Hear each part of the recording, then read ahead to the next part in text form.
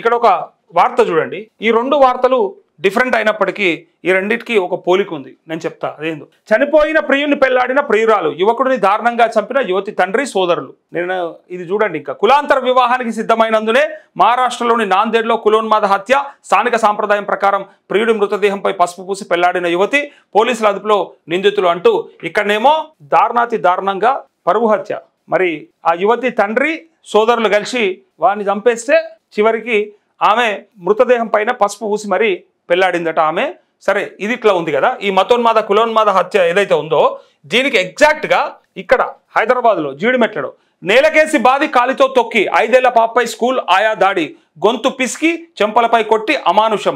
పలుమార్లు కింద పడేసి కొడుతూ కర్కశం.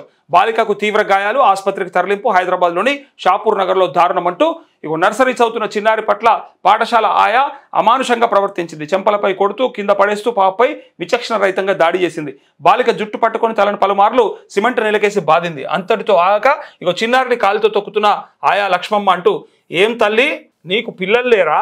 లేకపోతే ఆ పిల్లల్లా నీ పిల్లలు కనపడలేదా? లేకపోతే నువ్వు ఇంత రాక్షసత్వం ఉంటే మరి ఉద్యోగం ఎందుకు చేయాలి? చాతగాని పని ఎందుకు పెట్టుకోవాలి? ఇంటికాడ తినింత మలసక పండాలి. ఆ పిల్ల తల్లిదండ్రుల వాళ్ళ బాధ ఏంటిది? ఇలా చూడండి. ఇట్లా మనం నమ్మి వాళ్ళని పంపిస్తే ఇగో మనం ఏం చేస్తాము, టీచర్లు ఆయమ్మలు మంచిగా చూసుకుంటారేమో అనుకుని మనం నమ్మి వేల రూపాయలు లక్షల రూపాయలు ఫీజులు కట్టి పంపిస్తాం స్కూళ్ళకి. చివరికి వాళ్ళని ఏం చేస్తున్నారు చూడుర్రి. ఇగో చిన్నారిని కింద పడేసి కాలుతో తొక్కింది. ఈ పాశవిక ఘటన జీడిమెట్ల పోలీస్ స్టేషన్ పరిధిలో షాపూర్ నగర్లో జరిగింది. దారుణాన్ని పాఠశాల పక్కన ఉన్న కొందరు పిల్లలు సెల్ ఫోన్లో రికార్డు చేసి చిన్నారి తల్లిదండ్రులకు ఇవ్వడంతో ఆయా భాగవతం బయటపడింది. యాక్చువల్గా అట్లా చేసే బదులు అప్పుడే వాళ్ళకైనా చెప్పుంటే అయిపో కదా. పిల్లలు కూడా వీడియో తీసి ఇట్లా బయట పెట్టే బదులు వీడియో తీసి వెంటనే తీసినా తీయకుండా కనీసం వెంటనే ఎవరికైనా ఇన్ఫర్మేషన్ ఇస్తే ఉరుకొచ్చి ఆపేటోళ్ళు కదా. దారుణాన్ని పాఠశాల పక్కన ఉన్న కొందరు పిల్లలు సెల్ ఫోన్లో రికార్డు చేసి చిన్నారి తల్లిదండ్రులకు ఇవ్వడంతో ఆయా భాగవతం బయటపడింది. విషయాన్ని పాఠశాల యాజమాన్యం దృష్టికి తీసుకెళ్లినా పట్టించుకోకపోవడంతో బాధితులు ఆదివారం జీడిమెట్ల పోలీసులకు ఫిర్యాదు చేశారు. పోలీసులు వీడియో ఆధారంగా కేసు నమోదు చేశారు. తీవ్ర గాయాలతో ఉన్న బాలికను ఆసుపత్రికి తరలించారు. అంతగానం కోపం ఎందుకు తల్లి? నాకు అర్థం కాలేదు. అంతగానం యాస్ట్ ఎందుకు వస్తుంది నీకు?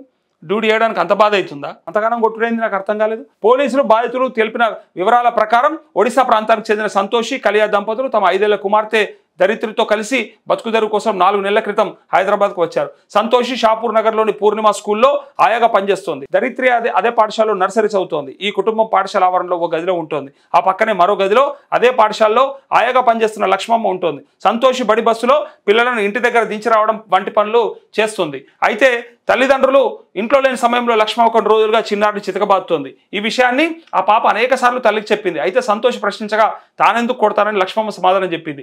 ఈ క్రమంలో శనివారం సాయంత్రం తల్లి పాఠశాలలో లేని సమయంలో ధరిత్రిని లక్ష్మమ్మ దారుణంగా కొట్టింది. ఈ ఘటనను స్కూల్ పక్కన ఇంట్లో ఉన్న ఓ బాలుడు సెల్ ఫోన్లో వీడియో తీసి చిన్నారి తల్లిదండ్రులకు ఇచ్చాడు. దీంతో వారు పోలీసులకు ఫిర్యాదు చేశారు. దాడికి పాల్పడిన లక్ష్మమ్మను పోలీసులు అదుపులోకి తీసుకున్నారు. ఆమెపై హత్యాయత్నం కేసు నమోదు చేసి దర్యాప్తు చేస్తున్నారంటూ ఇగో తీవ్ర గాయాలతో ఉన్న చిన్నారికి ఆసుపత్రిలో వైద్య పరీక్షలు చేస్తున్న తల్లి అంటూ ఏందా నాకు అర్థం కాలేదు. ఆమె ఏం తల్లా లేకపోతే ఇంకోట రాక్షస? ఆమె ఎట్లా పుట్టింది? ఇంత చిన్న పాపని అంత దారుణంగా కొట్టాలని ఎందుకు అనిపించింది? ఎవరో కొడుతుంటేనే మనము అరే కొట్టొద్దు తప్పు అని చెప్పి ఆపుతుంటాము. వేరే మూగ జీవాలనే కుట్టలేని పరిస్థితులు ఉంటారు కొన్నిసార్లు. కొంతమంది ఎందుకు పోంతి అని చెప్పేసి ఏదైనా ఇబ్బంది పెట్టినా కూడా కరిచినా కూడా కుక్కు ఉంటుంది. కరిచినా కూడా దాన్ని ఏమన్నారు కొన్నిసార్లు ఏదో ఇట్లా బెదిరించి అదిరించి పంపిస్తారు. కాకపోతే ఇది ఇంత దారుణంగా ఉంటారు అసలు మనుషులు. అది ఇంకా ఒక తల్లి ఇంకా సొంత తల్లిదండ్రులు కూడా కొంతమంది కొడుతుర్రు. అదిగా వేరే విషయం. అదొక సబ్జెక్టు. ఎందుకు గణాల్లో మరి చాతగాంది ఓపికలు లేని ఎన్నడో ఒకనాడు నిజంగా కూడా పనిష్మెంట్ ఇస్తే సెట్ అవుతారు అనుకున్న సందర్భంగా ఇచ్చేది వేరే. ఇట్లా కావాలని కక్షతోని ఏదో నీ ఆయాసంకి నీ కడుపు నొప్పికి వాళ్ళని కొట్టి చంపేస్తే ఏమొస్తుంది నీకు? అంటే ఆ రెండు వార్తలు చూడండి. అంటే ఎలా ఎటుపోతుంది సమాజం అనేది నేను చెప్పదలుచుకున్నా. ఒక పక్కనేమో ఇలా కులరహిత సమాజం రావాలి, కులాలది ఏమున్నది, ఏ కులమైనా సరే మనుషులుగా కలిసి ఉండాలి, మానవత్వం ఉండాలి అని ఇన్ని నీతులు చెప్తారు బయట. టైం మీదకి వచ్చేసరికంటే మనం మాత్రం ఒప్పుకోము. ఇప్పుడు రాజు వెడ్స్ రాంబాయ్ అనే ఒక సినిమా కూడా నేను ఆల్రెడీ మన దాంట్లో పెట్టినా కదా ఇంటర్వ్యూ. దాంట్లో కూడా గిట్నే ఉంటుంది. సరే, అందులో కూడా అది కులాల మధ్య అని కాదు, కొంత అంతరాల మధ్యలో గ్యాప్ ఉంటుంది దానికోసానికి. సో అట్లాంటి పరిస్థితులు సమాజంలో కనిపిస్తూ ఉన్నాయి. మరీ ఇంత దారుణంగా వీళ్ళు పిల్లలుగా ఉన్నప్పుడు నచ్చే ప్రేమ పెద్దలు అయినాక నచ్చట్లేదు. వాళ్ళు పిల్లలుగా వాళ్ళు యువకులుగా ఉన్నప్పుడు యువతులుగా ఉన్నప్పుడు బ్రహ్మాండంగా ఉంటుంది ప్రేమ, వాళ్ళకి ఇష్టం అప్పుడు. కానీ వాళ్ళ తల్లిదండ్రులు అయిపోగానే వాళ్ళ పిల్లలు మాత్రం ప్రేమించొద్దు, తప్పు. మనం ప్రేమిస్తే తప్పు లేదు, కానీ మన పిల్లలు చేయొద్దు. ఎట్లయితే సాధ్యం? ఆపుతారు ఎవడన్నా అసలు? ఈ సృష్టిలో ప్రేమకి అట్రాక్ట్ కాకుండా ఏ యువకుని కానీ ఏ యువతిని కానీ ఆపగలుగుతారా? అవుతుందా? అసలు సాధ్యమవుతుందా? అప్పటికీ చాలా మంది చెప్తుంటారు ప్రేమికుడో ప్రేమికురాలు తప్పు అయితే అయి ఉండొచ్చు, కానీ ప్రేమ ఎప్పటికీ తప్పు కాదు, ప్రేమ ఎప్పటికీ గొప్పదే. సో కొన్నిసార్లు వాళ్ళు అర్థం చేసుకోవడంలో తప్పై ఎక్కడన్నా మిస్గైడ్ అవుతారేమో తప్ప 100% ప్రేమ అనేది కరెక్ట్. అసలు సృష్టి నడుస్తుంది ప్రేమ మీద కదా, అదే అర్థం చేసుకోకపోతే ఎట్లా? నాకు అర్థం కాదు.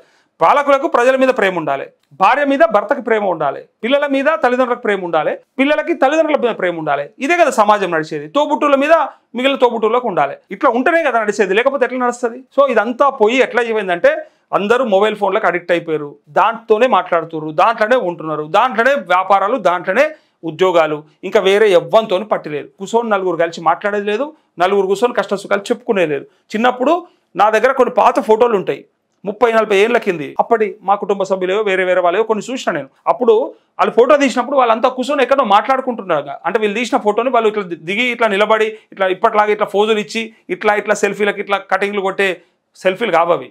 అందరూ వాళ్ళ పనులు చేసుకుంటా, ఓ తల్లి అల్లం ఎల్లిగడ్డ పొట్టు తీసుకుంటా, ఓ పెద్ద ఆయన కూర్చొని కుర్చీలో మాట్లాడుకుంటా, ఇంకా పేపర్ చదువుకుంటా, లేకపోతే ఇంకొక ఆయన ఏదో నాగలికి ఏదో చేసుకుంటా, చిన్న పనులు చేసుకుంటా ఉంటే ఆడ ఏదో ఫోటో తీస్తే ఆ ఫోటో కొంతమంది పశువులు, ఆ ఇంట్లో పశువులతో కూడా కలిసి ఉన్నటువంటి ఫోటోలు చూసాను నేను. ఇలా అవన్నీ ఎటుపోయినాయో అసలు. అందుకే ఆ పాటలు కూడా ఏమీ మారేను అంటారు కదా, ఇవన్నీ కూడా అసలు ఏమో మారిపోయినాయి. అసలు ఎటో పోతుంది లోకం నిజంగా చెప్పాలంటే.